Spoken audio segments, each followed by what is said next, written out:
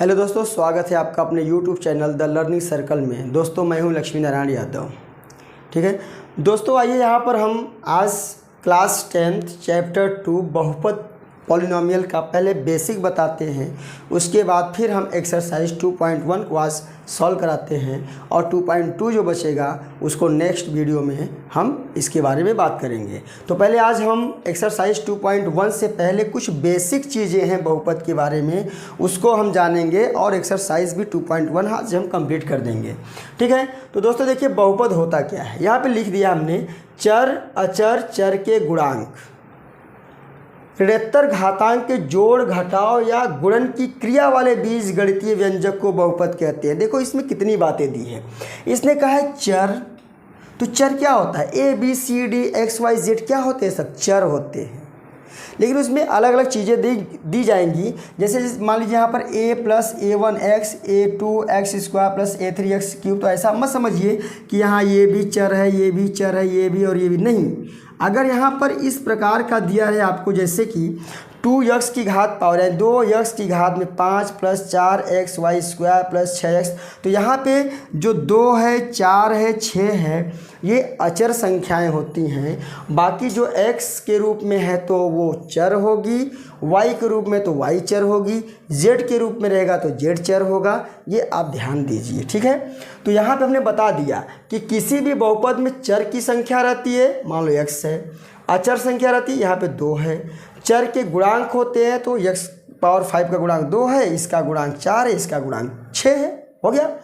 और घातांक के जोड़ घटाव गुणन की क्रिया वाले बीजगणित को देखो, यहाँ प्लस हो सकता है, माइनस हो सकता है, कुछ भी हो सकता है, उस पूरी क्रिया वाले पूरे बीजगणितीय व्यंजक को ही बहुपद कहा जाता है। ठीक है, यहाँ हमने लिख दिया a plus a1x plus a2x² plus a3x³ plus dash dash an x power n के रूप में रहने वाले व्यंजक को बहुपद कहते हैं, जहाँ पर a, a1, a2, a3, an चर वास्तविक संख्याएं हैं, चर वास्तविक संख्याएं हैं और n पूर्ण संख्या है।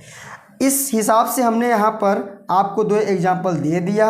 2x की घात 5 प्लस 4x² प्लस 6x पहला हो गया, 4y²। इस प्रकार से अगर कोई भी आपको बहुपद दिया है, कोई भी संख्या दिया है, इस प्रकार से आपको दिया तो उसको आप क्या कहेंगे? बहुपद कहेंगे। अरे दोस्तों, अब हम चलते हैं बहुपद की घात समझते हैं। बहुपद की घात क्या होती है?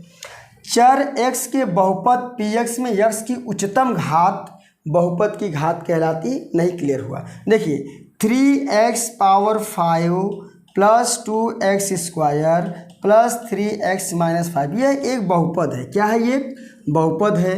अब क्या कह रहा है? इसकी उच्चतम घात अगर px यानी x के फॉर्म में हमारा ये इक्वेशन है, सॉरी बहुपद है, तो इसमें जो सबसे बड़ी घात होती है, यानी सबसे बड़ी घात क्या है? 5 है, वही बहुपद की घात कहलाती है। अगर दे दिया जाए कि 3x घाते 5 plus 2x² plus 3x minus 5 में ये जो बहुपद दिया है, इस बहुपद की घात क्या होगी? तो आप तुरंत देखिए, अगर x में ये दिया है, पूरा आपका बहुपद x में दिया है, तो x की जो सबसे बड़ी घात होती है वही बहुपद की घात कहलाती है, डिग्री कहलाती है। अगर इसको लिखना है तो आंसर में आप लिखेंगे बहुपद की घात, बहुपद की घात 5 है। क्या है? 5 है। चलिए अब हम स्टार्ट करते हैं। इसके बाद हम आते हैं अगला रैखिक बहुपद। किस पे आते हैं? रैखिक बहुपद। देखिए रैखिक बहुपद क्या होता है? रैखिक बहुपद लीनियर पॉलिनोमियल। क्या होता है ये? Linear polynomial. इसको नोटबुक में आप नोट भी कर सकते हैं। एक घात वाले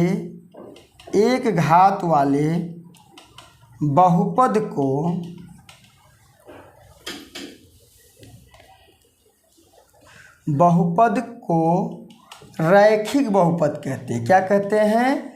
रैखिक बहुपद कहते हैं, बहुपद कहते हैं। देखिए ऐसा बहुपद जिसकी घात, अगर x में लिखते हैं बहुपद को, जैसे मान लीजिए 5x plus 3 6x plus 9 25 y में लिख देते तो भी कोई दिक्कत नहीं, 25y माइनस 10। अब यहाँ देखिए यह x में बहुपद है, यह भी x में है और ये वाई में बहुपद है, ठीक है ना। तो इसकी घात क्या है, सबसे अधिकतम घात 1 है, इसकी 1 है, इसकी 1 है। तो इस प्रकार के जितने भी बहुपद होते हैं वे सारे बहुपद रैखिक होते हैं, बस रैखिक हो गया। अब द्विघात वाला बहुपद आता है, क्या आता है, इसी को हटा देते हैं। द्विघाती बहुपद आता है, क्या आता है, द्विघाती बहुपद, ठीक है, कोई बात नहीं।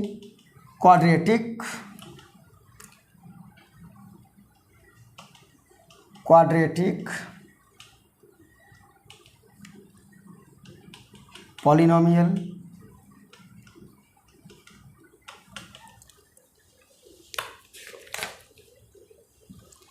इसमें क्या होता है, उसमें क्या था, एक घात वाला था, इसमें दो घात वाले बहुपद को द्विघाती बहुपद कहते हैं। क्या कहते हैं, द्विघाती बहुपद कहते हैं। इसका हम एग्जाम्पल आपको दिखाते हैं। जैसे 3x² + 2x + 1 एक बहुपद हो गया, 3x² - 9x दूसरा बहुपद हो गया, 6x², बस ऐसा लिख दो। तो यहाँ देखो ये बहुपद है, दूसरा बहुपद है, तीसरा। तो क्या करें, दो घात वाले द्विघाती है, दो घात वाले बहुपद को द्विघाती बहुपद कहते हैं। तो सबसे बड़ी घात क्या है, 2, सबसे बड़ी घात क्या है, 2, सबसे बड़ी घात क्या है, 2। तो इस प्रकार के बहुपद को हम द्विघाती बहुपद कहते हैं, ठीक है। इसी को हम आगे बढ़ाते हैं। त्रिघाती बहुपद क्या करते हैं, ज़्यादा हम कुछ करेंगे नहीं, इसको बस मिटा देते हैं। त्रिघाती बहुपद, ठीक है, त्रिघाती बहुपद ये होगा क्यूबिक पॉलिनोमियल। यहाँ 3 घात आ जाए, कितना घात आ जाएगा, 3 घात वाले बहुपद को त्रिघाती बहुपद कहते हैं। क्या कहते हैं, त्रिघाती बहुपद कहते हैं। देखिए जैसे 6x³ यानी 3 घात हो गया, 9x³ + 6x, इसका भी सबसे बड़ा घात हो गया, 2x - 9x घात में 3। अगर y में बहुपद लिखना है तो 3y घाते 3 + 2y² + y + 1। जितने भी बहुपद यहाँ लिखे गए ये x में है और ये y में है, यह भी x में, यह भी x में है। सबसे बड़ी घात क्या है, 3 है। तो ये किस प्रकार का बहुपद हुआ, त्रिघाती बहुपद हो गया। अरे दोस्तों, जो बेसिक चीज़ें थी वो हमने आपको बता दिया। अब हम एक्सरसाइज 2.1 पे चलते हैं। 2.1 के क्वेश्चन करने से पहले आप थोड़ा सा ध्यान दीजिए। कुछ हम क्वाड्रेंट बना देते हैं, चतुर्थांश। आप इसको समझिए, चतुर्थांश समझे रहेंगे तो आपको समझ में आ जाएगा क्वेश्चन क्या कह रहा है। देखिए यहाँ पर 2 प्रकार की लाइन एक दूसरे को कट करती है। जिस बिंदु पर कट करती है उसे हम ओ से रिप्रेजेंट करते हैं और इसका इंग्लिश नाम है ओरिजिन और हिंदी नाम है मूल बिंदु, ठीक है। इस रेखा को हम क्षैतिज रेखा कहते हैं। क्या कहते हैं, क्षैतिज रेखा, हॉरिजॉन्टल लाइन। और ऊपर वाली रेखा को हम कहते हैं ऊर्ध्वाधर रेखा, ऊर्ध्वाधर रेखा, ठीक है। ये वर्टिकल लाइन, इंग्लिश में इसको हम वर्टिकल लाइन कहते हैं और इसको कहते हैं हम हॉरिजॉन्टल लाइन, हॉरिजॉन्टल लाइन, ठीक है। अब देखिए ये जो हॉरिजॉन्टल क्षैतिज रेखा होती है, यहाँ पर x अक्ष होता है यानी एक्सिस, यहाँ पर x डैश होता है यानी x डैश एक्सिस या अक्ष, ये होता है y अक्ष यानी y एक्सिस इंग्लिश में, ये होता है y डैश अक्ष मतलब y डैश एक्सिस, एक्सिस की स्पेलिंग AXIS, ठीक है। अब देखिए ये होता है हमारा फर्स्ट क्वाड्रेंट, ये होता है सेकंड क्वाड्रेंट, ये होता है थर्ड क्वाड्रेंट, ये होता है फोर्थ क्वाड्रेंट। ये आप समझ लीजिए, ठीक है ना, केवल समझा रहे हैं, समझे रहेंगे तो अच्छा रहेगा। प्रथम चतुर्थांश, क्या कहते हैं इसको, प्रथम चतुर्थांश यानी क्वाड्रेंट, इंग्लिश में क्वाड्रेंट। ये द्वितीय चतुर्थांश, कौन सा चतुर्थांश है, ये द्वितीय चतुर्थांश। ये कौन सा चतुर्थांश है, तृतीय चतुर्थांश, तृतीय तो थर्ड तो लिखा गया ना, थर्ड चतुर्थांश ऐसा बोल सकते हैं आप। और ये हमारा चतुर्थांश फोर्थ चतुर्थांश है, चतुर्थांश, ठीक है। ये 4 प्रकार के चतुर्थांश हैं। अगर यहाँ पर कोई पॉइंट हमको मिल रहा है तो इसका मतलब यह x के एरिया में भी है और y के भी एरिया में है।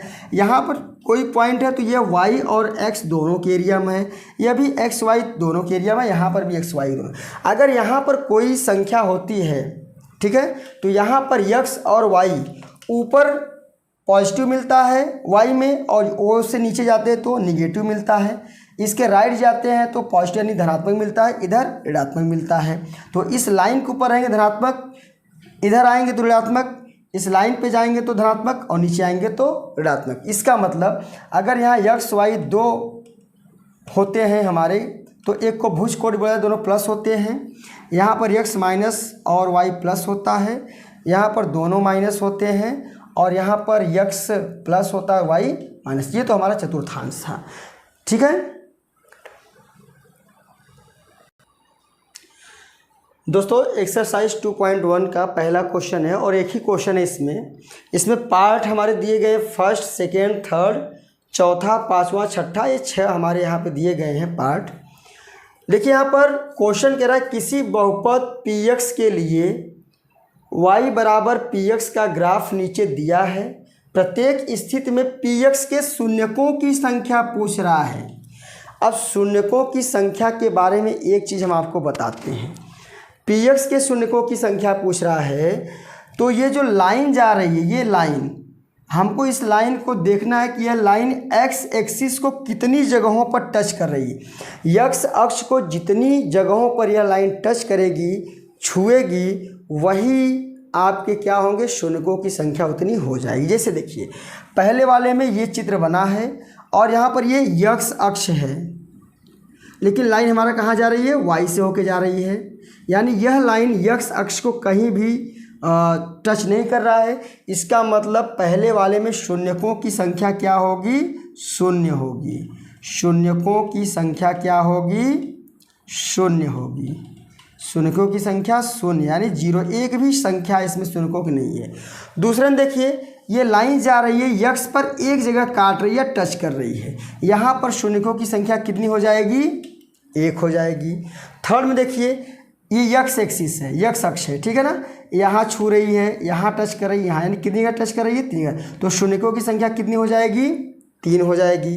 यहाँ पर देखिए एक जगह यहाँ छू रही है, यहाँ y पर कहीं टच करे उससे मतलब नहीं है, टच उसको x अक्ष पर ही करना है। तो यहाँ 1 और 2, यहाँ पे शून्यकों की संख्या कितनी हो गई, 2 हो गई। पाँचवें में देखिए ये देखो x अक्ष है, यहाँ पे कट कर रहा है, यहाँ पे टच कर रहा है, यहाँ पे कट कर रहा है, वही मतलब 1 2 3 और 4 जगह टच कर रही है। इसका मतलब 4 हो गया, और शून्यकों की संख्या इसमें 4 हो गई पाँचवा में। छठे में देखिए 1 2 और 1 3, यहाँ पर शून्यकों की संख्या हो गई 3, ठीक है। तो दोस्तों इसी के साथ आज के हमारी वीडियो में बस इतना ही। एक्सरसाइज 2.2 के साथ हम किसी नेक्स्ट वीडियो में आएंगे, तब तक के लिए जय हिंद।